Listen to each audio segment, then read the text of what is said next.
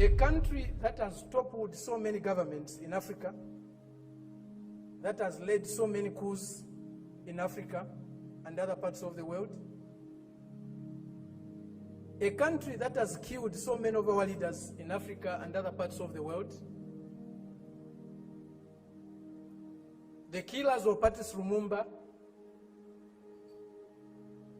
those who toppled Kwame Nkrumah, those who killed Nasser, those who killed Muammar Gaddafi, today are coming to teach us about democracy. A country that has been built on brutal force, on enslavement of other human beings, on the humiliation of Africans, the exploitation of Africans, the plunder of Africa, today is coming to teach us about democracy. If you have no respect for the dignity of others, if you have no respect for the sovereignty of other countries, you cannot claim to be a champion of democracy. That was Fred Membe, president of the Socialist Party of Zambia, speaking at the Second International Forum on Democracy, the Shared Human Values in Beijing this past week. He was referring to Kamala Harris's visit to Africa, saying, who is the United States to be lecturing anyone on democracy? Because she was doing a tour in Africa to promote democracy. When you yourself keep toppling leaders and overthrowing governments by force. Well, someone else who spoke at that forum on democracy in Beijing is Lee Camp.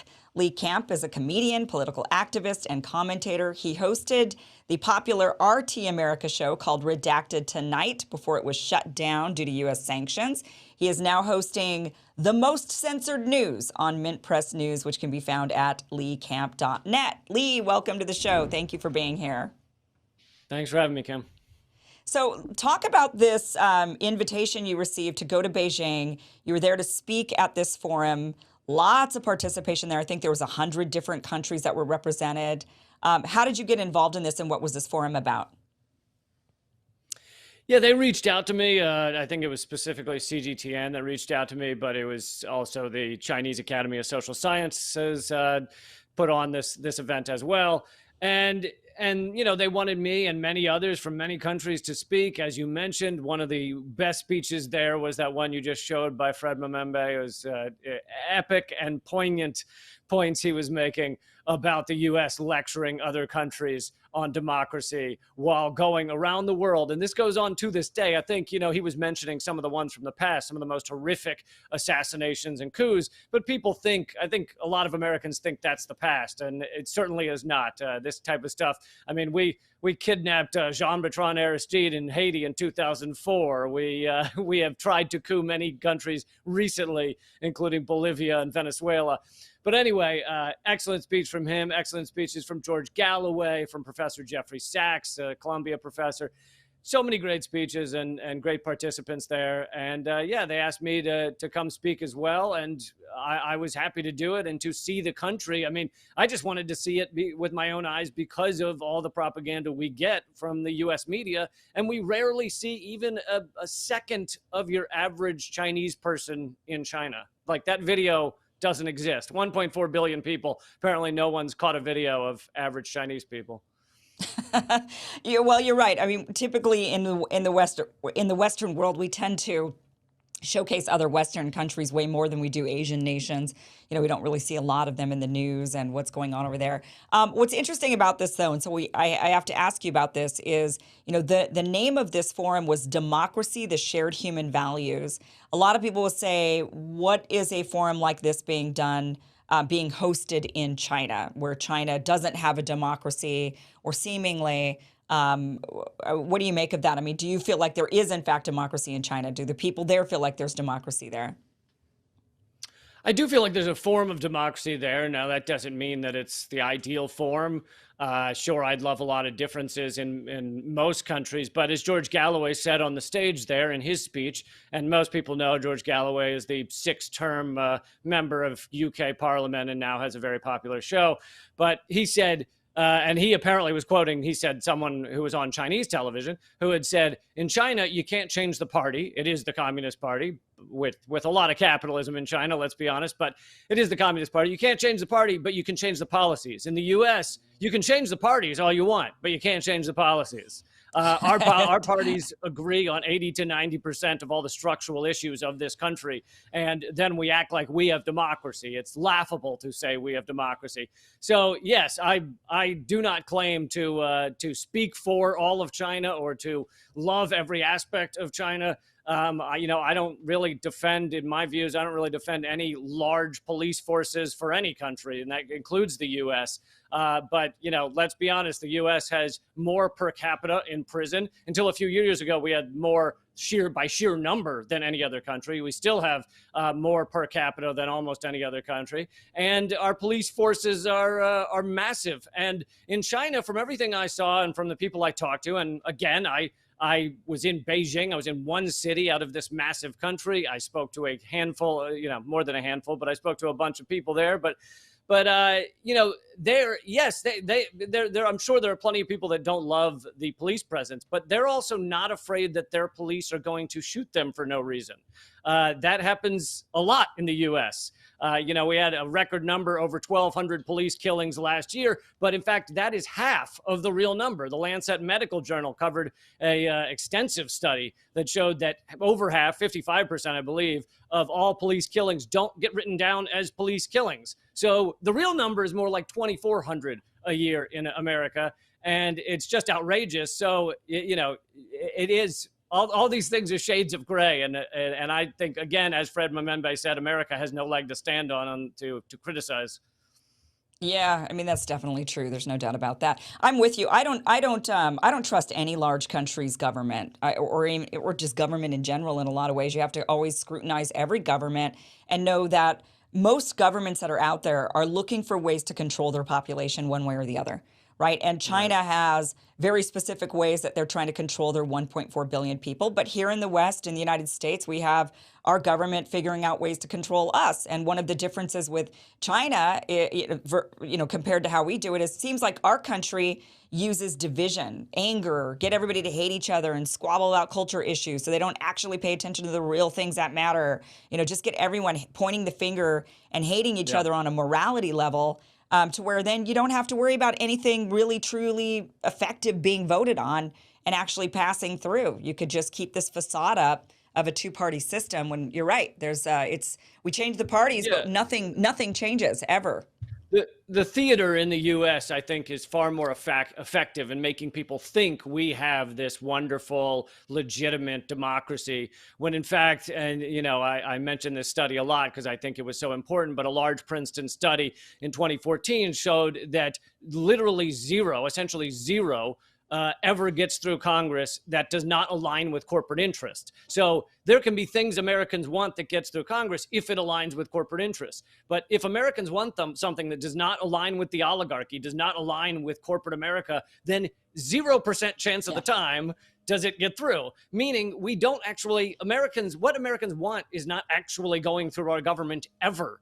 And so it's not a democracy. And then, of course, you add on that the fact that we are essentially the only nation that votes on black box machines that you can never see the code and never see whether any of it was actually tallied the way you're told.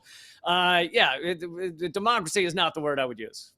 Yeah. So tell us, when you were there, I've never been there either, but I do know that there's the Great Firewall of China that doesn't let you browse the internet as freely as you would like or access certain websites. I know they keep tight controls over, because they have their own versions of a lot of the things that we have over here. Did you experience any of that, or did you use a VPN and you were able to just kind of browse like normal? Well, so I failed. I guess I'm not a good traveler. I failed to study any of that before I went. So I showed up on the first day and did not have access to anything I used because those are the big tech. Unfortunately, I'm dumb enough to use the big tech sites for a lot of things. So, Gmail, Facebook, Twitter, YouTube, all blocked. But then every Chinese person and non-Chinese that live there, I met a lot of Americans, Pakistani people that live there, but they all go, oh, well, you just have a VPN. So they all have VPNs and they all use those sites, and even Chinese official things like CGTN or other media entities, you have Twitter accounts, So and YouTube accounts. So they're using VPNs as well.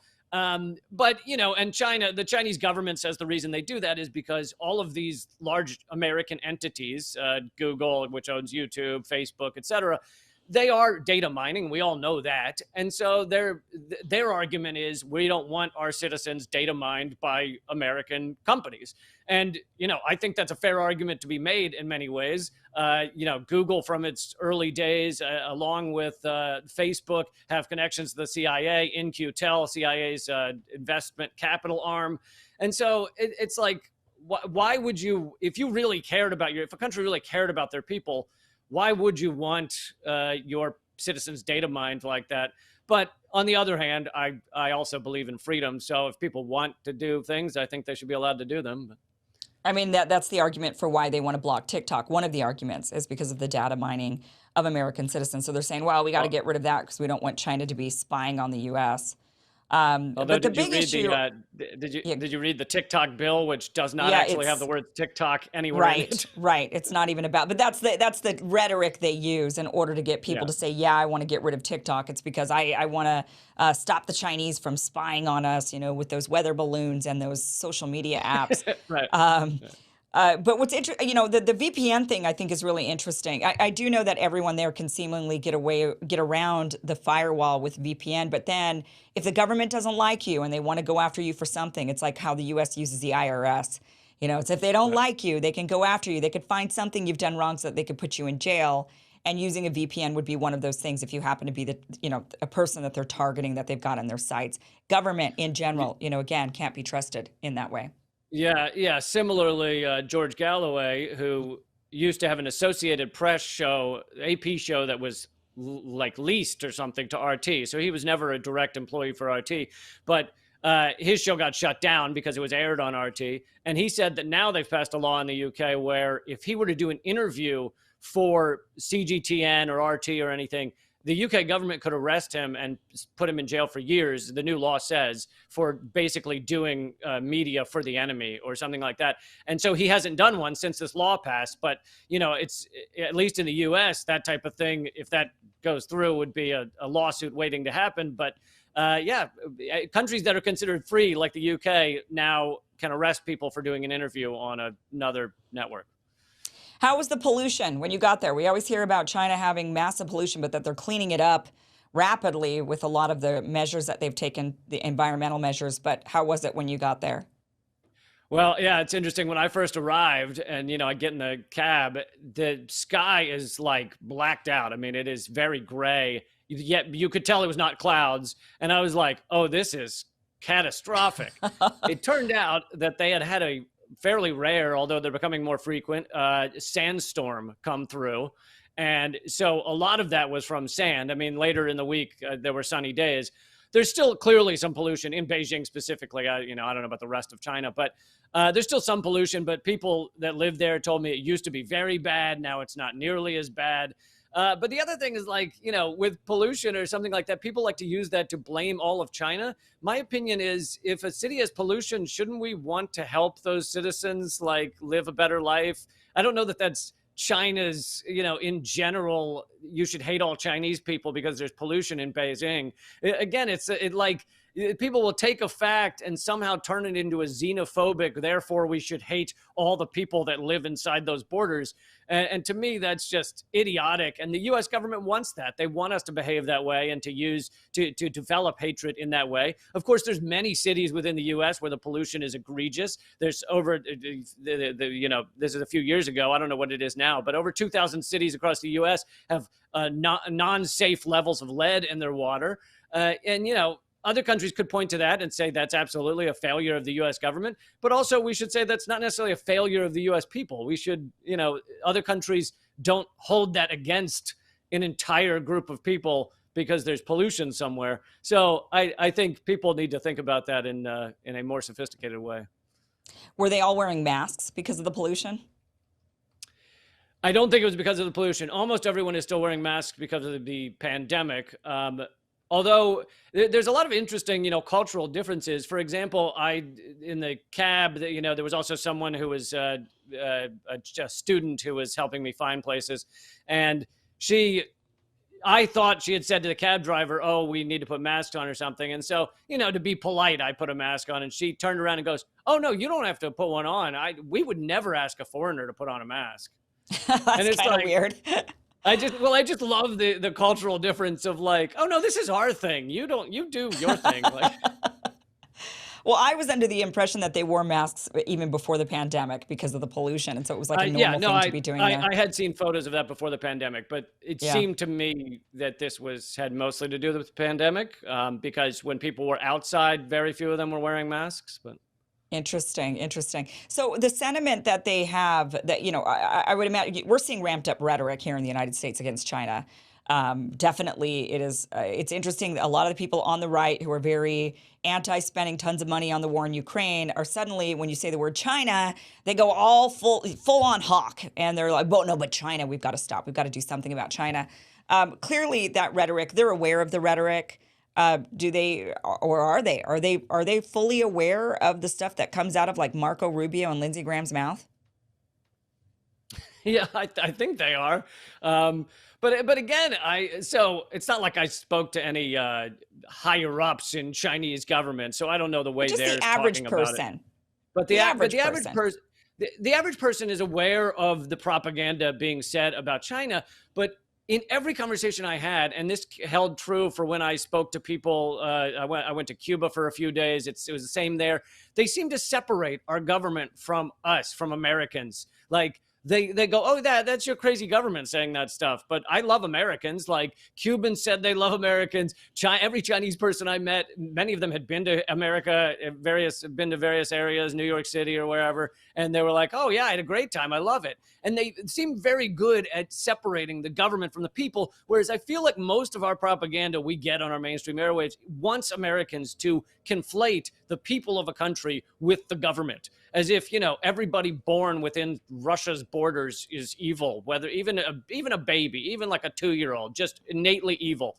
It's just garbage Neanderthal thinking, which is infuriating, but it's useful. It's useful, right? To keep people in line, to keep them supporting an infinite war state. And so we're told to hate whole nations.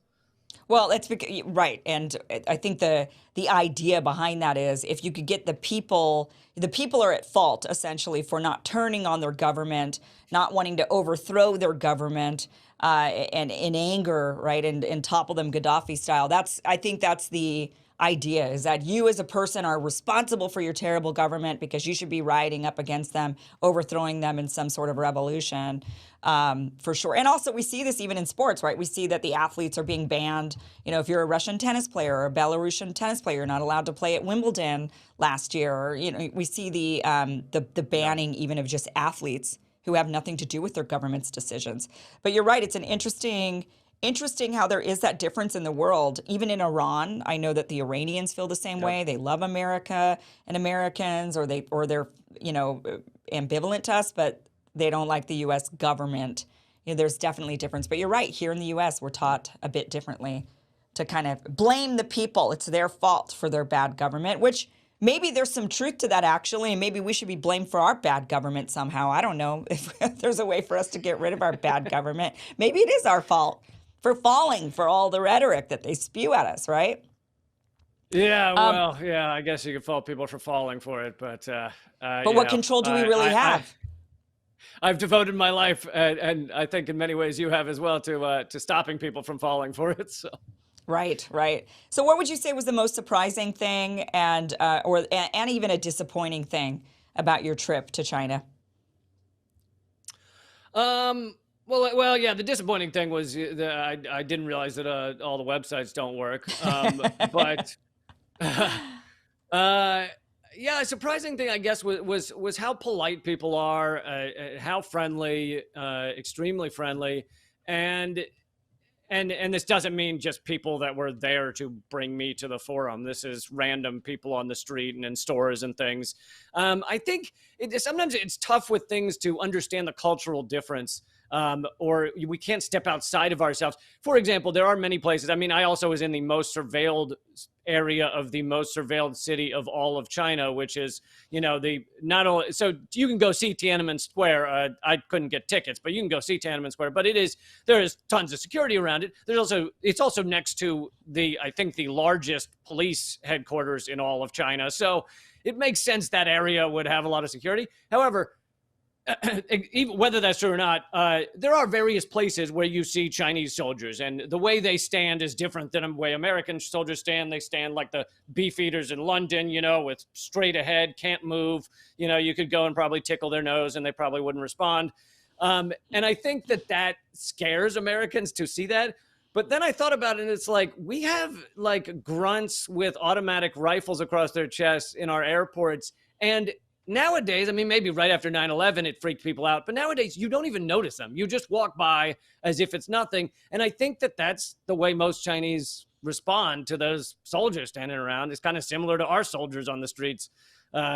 We kind of don't respond. I mean, back during various protests, Black Lives Matter and stuff, they had the National Guard on the streets of D.C. when I was living there. And, you find it odd, but you kind of get used to it, which is also a sad state of maybe the human behavior. But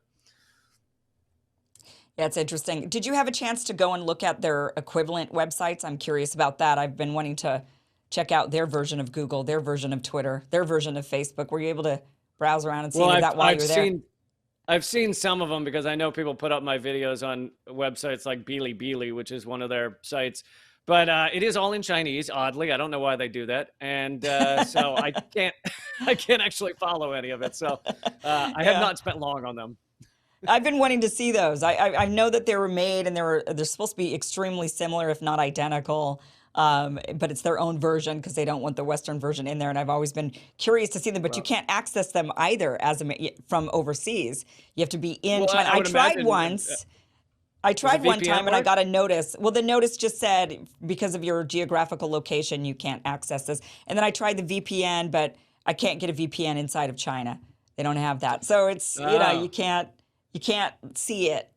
And so that's just the one thing I would be curious about, amongst many other things, but very interesting. Well, something else you can't see in any region of the world is my Redacted Tonight clips on YouTube. That's been banned as well, so. Gosh, yeah. I mean, insane world we're living in. So overall, this democracy conference that they held, what was the overall sort of sentiment, the tone at the end of it?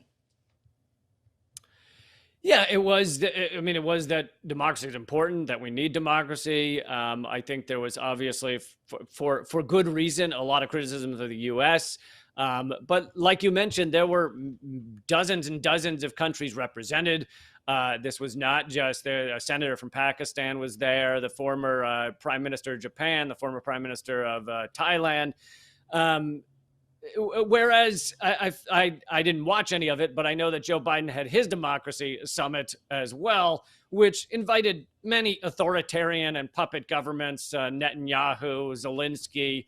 And so this is the so-called summit on democracy that Biden put together, including Macron, which we're seeing a lot of good democracy in France right now. So, again, there's not a leg to stand on. Yeah. Was there any criticism at all of the democracy or the government in Beijing? So there were like breakout sessions, and on top of that, I missed the first day. So I probably saw 30% of the forum when you add it all up, and I didn't see, I don't think I saw any, but I saw a percentage of the forum. Yeah. Well, Lee, thank you so much for... Sorry, one last thing. I will say I was pleasantly surprised when I spoke to people, not not in the forum, but in general, and actually people who were attending the forum. Plenty of criticism of the Chinese government. They were supportive overall, but they would say, "But I think this needs to change, or this needs to change," or they would also point out the highlights of they respond to their people. Yes, there were some protests against the lockdown, not nearly the size the Western media pretended, but it didn't change the policy because of the protests. So there was positive and negative coming from pretty much everybody I spoke to, which felt very different from an extremely repressive regime where people are like, I can't talk about that. Yeah, yeah. Yeah, I do. That is one of the people in China say the benefit of theirs is that if enough people speak up and say they want a policy change, it actually does get changed by the government. And ultimately, I think in general Asian culture, authoritarianism only works if the people, people have to actually appreciate you and respect you as a leader. Once they lose respect for you as a leader, if they feel like they're not being listened to, absolutely people get overthrown. This has happened all throughout Asia for many times have leaders been overthrown. It's not impossible to do. The people just get mad enough. And that's what happens. So, or they're forced to step down because the people are no longer happy with them. They feel like they're not in the favor of the people. So, interesting differences. Tell that to Macron. Yeah. Yeah. Lee Camp, thank you so much for being here. Host